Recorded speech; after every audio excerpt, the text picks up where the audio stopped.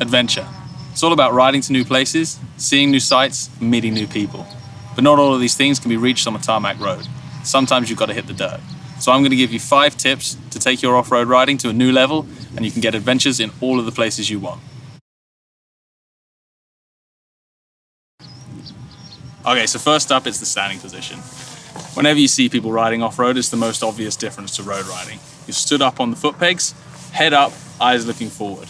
The best thing about this, firstly, your legs. They are fantastic suspension units. So when you're hitting bumps off-road, you can absorb the impacts and let the bike move around beneath you. And the final most important bit I'm going to talk about with standing is the foot pegs. All of your steering off-road comes through the foot pegs. So you're going to work those pegs, and that's going to control the bike. So you want the foot peg right in the arch of your foot. It gives you control and access.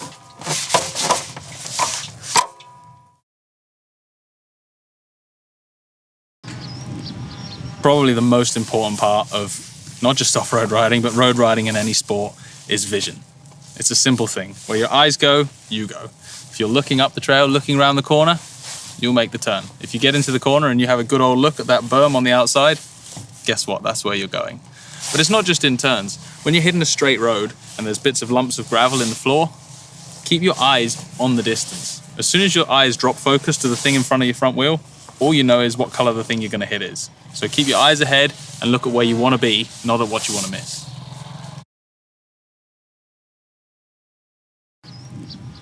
Okay, next we're going to talk about my favorite control on the motorcycle.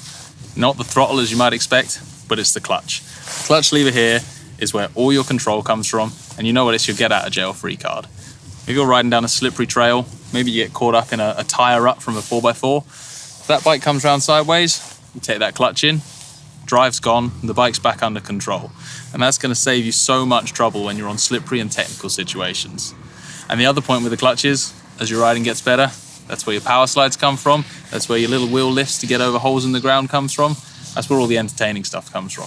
So spend time, work on your clutch skills, and always, always, always cover that clutch lever when you're riding.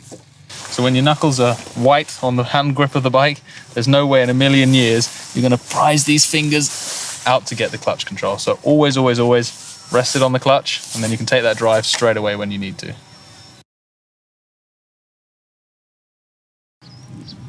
Okay, we touched on it a little bit in the standing position, but steering the motorcycle off-road is one of your biggest differences to riding on-road. On-road, everything comes through the handlebars. You push the handlebar into a turn to counter-steer the bike, it tips in.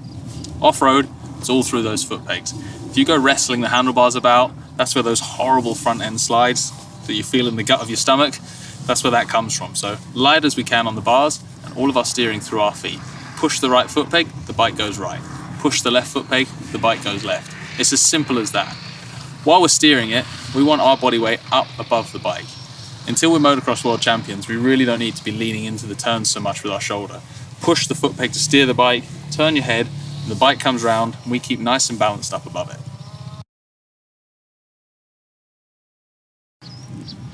Okay, then braking is one of those areas that people are sometimes a little bit scared of off-road. There's always that fear that you're going to touch that front brake, the tire's going to lock, and down you're going to go. So rather than shying away from it, spend some time getting used to it. You can't be aggressive with the levers, either the foot brake or the handbrake. You can't jab at them. You've got to do everything really, really smoothly, as if you're riding with a glass of water on your tank and you don't want to spill it. So when you apply the brakes, the initial application is very soft, just letting the weight of the bike transfer forward. Once the weight's on that front tire, then you can really start pulling the lever and feeling for the grip. Now these bikes have got ABS these days, so you're pretty well covered. But if the tire does lock, trust me, your inbuilt ABS works. Trust yourself, get off the brake, and the bike will straighten back out. But most importantly, don't shy away from using the brakes off-road. Find yourself a nice area, practice, and get familiar with being smooth on the controls.